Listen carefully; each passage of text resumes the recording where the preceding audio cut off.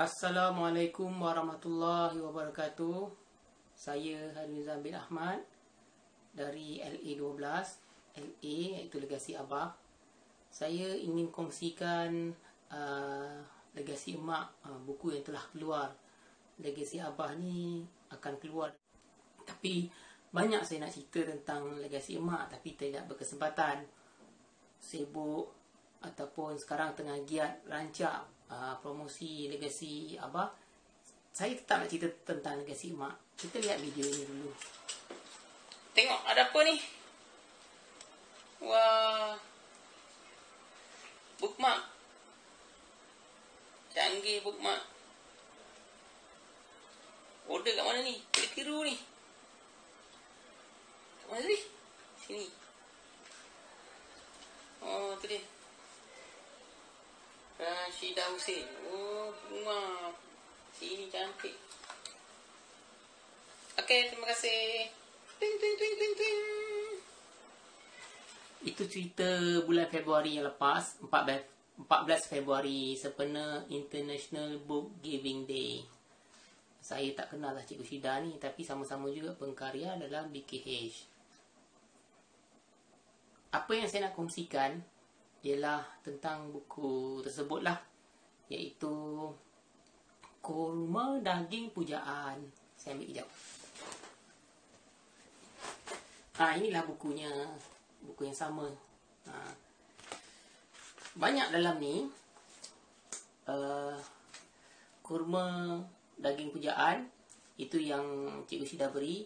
Kembara Tidak Jadi Kita Menjerang Benci, itu sebelum tu buku saya. Yang kanan sekali Cucu Udang Rangop. Cucu Udang Rangop ni Legasi Emak, yang mana dalam buku Cucu Udang Rangop tu lah ada karya saya.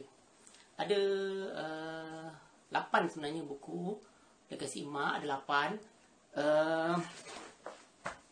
Cucu Udang Rangop ni karya saya. Dalamnya ada karya saya dan isteri saya.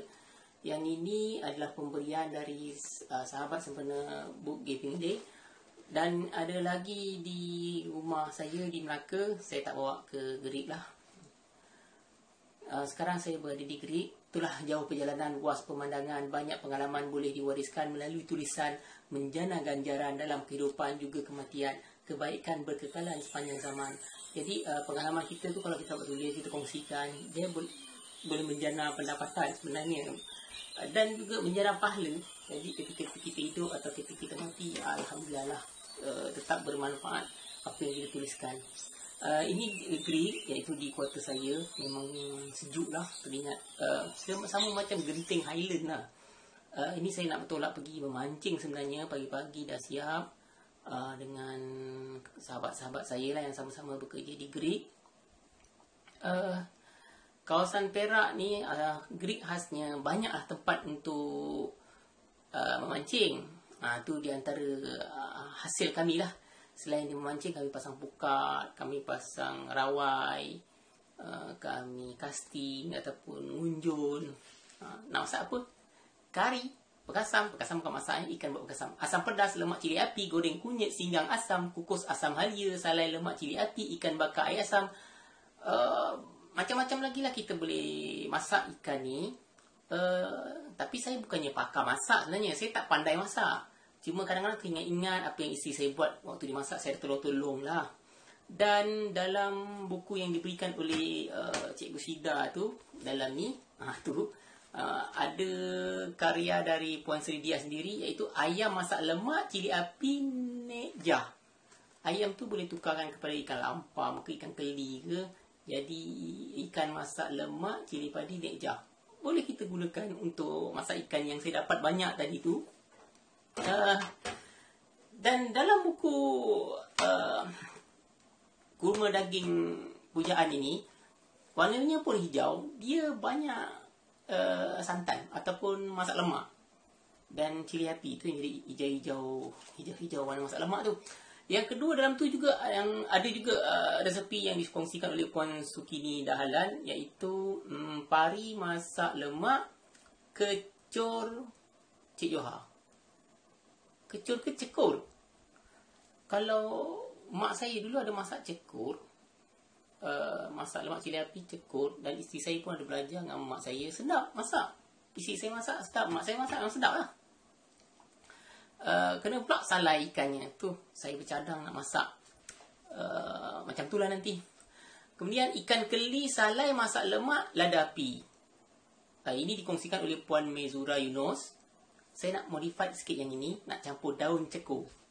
Tapi ikannya saya ada, ikan keli tak ada. Tengok nanti ikan apa yang ada. Dalam legasi emak, buku tu tajuk saja. Buku di depan ni tajuk saja. Kurma daging pujaan. Cari resepi kurma tak ada. Sebab dia nama saja. Okey, saya pergi ke Pondok Azizan. Yang tanda satu tu pondok tinggi lah. Tinggi dia dekat atas air. Tak ada dinding. 2 tu pondok ada dinding. 3 tu tandas lah. Pergi pagi sampai ke malam. Sampai ke esok. Puas hati lah. Kalau tengok kat pokok-pokok tu ada kabus. Memang sejuk lah. Sini sejuk. Kalau tidur tu memang seronok lah. Tidur dekat tempat pondok satu tu. Tak ada dinding. Sejuk, sedap. Pagi-pagi, kalau pagi macam tu lah. Kabus. Kita nak bergerak pergi ke sungai tu. Nak pergi ke empangan Temenggur tu. Redah kabus. Okey, kita teruskan. Dalam buku apa ni tadi, kurma daging pujaan ni, ada juga yang dikongsikan oleh Puan Mawardi Muhammad Rizwan, iaitu kari ikan istimewa mama. Kari ikan istimewa mama. Ikan saya yang dapat banyak-banyak tadi pun boleh juga buat masak kari. Nanti kita tengok apa yang kita nak buat. Itu suasana pagi, dah terlindung dah. Puan Rohaidah Yun, asam pedas tautan kasih. Asam pedas pun ada dalam tu. Kalau masak ikan baung asam pedas, memang sedap. Ikan haruan asam pedas, memang sedap. Lampam asam pedas pun sedap. Ikan sungai masak apa pun sedap lah. Terkeluar pula ni, kembara tidak ajari kita menjurang benci. Kembara tidak mengajari kita menjurang benci. Banyak kita berjalan, banyak kita mengembara, kita akan timbul rasa cinta. Cinta terhadap alam, cinta dengan kawan. Itulah buku yang saya sebelum ni, Kembara Tidak Mengajari Menjulang Benci. Kalau kita banyak kembara, banyak sifat kasih kita akan keluar lah, insyaAllah. Okey. Itu. Dan seterusnya, ayam cili api belimbing bulu. Puan Suria Jamaluddin. Ini dikongsikan oleh Puan Suria Jamaluddin. Dalam buku ni, bukan hanya resepi semata-mata, tapi ada cerita di sebalik resepi tu. Maksudnya, antologi lah, ada cerita ringkas mengenai resepi tersebut. Dalam buku saya ni, kita teruslah yang ini, Puan Alisha Erina Fazli. Goreng lada santan ayam.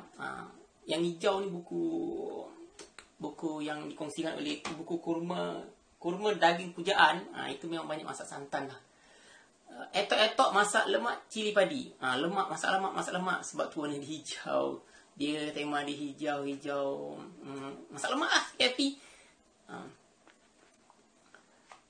Apa sih yang sebut tadi? Dalam buku saya ni, Cucu Udang Rangup ni, banyak juga minum. Tapi sebab nak masak lemak, saya pilih yang masak lemak ya.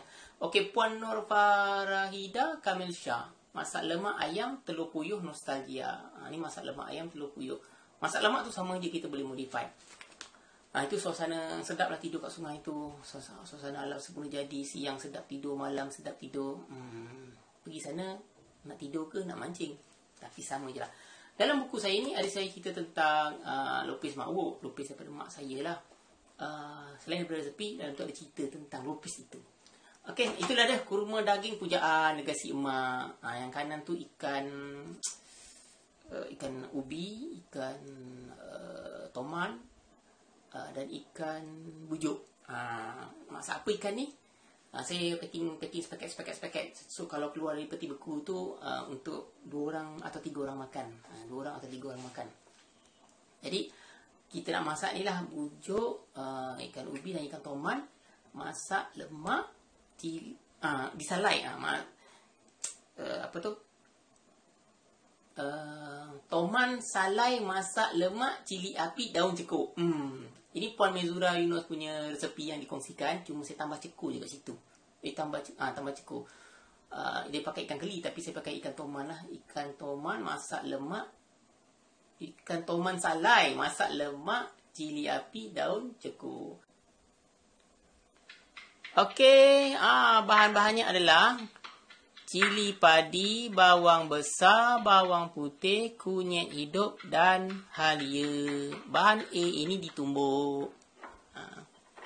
Terlihat ikan kita, wah, dah cantik, dah boleh diangkat, dah kering. Sekarang kita boleh tukarlah.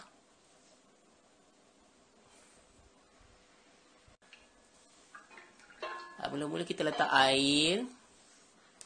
Ikan salai tadi nampak dah kering, dah cantik. Maka kita turunkan. Disebabkan dapur bujang ni satu je, so boleh bergila-gila lah.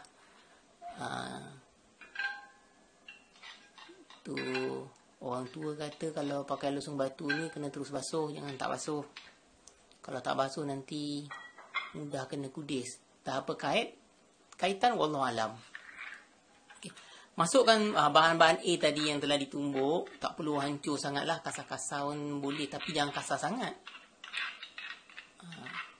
Masukkan ke dalam air dan tunggu sehingga mendidih. Lihatlah airnya, kalau tak cukup tambah lagi.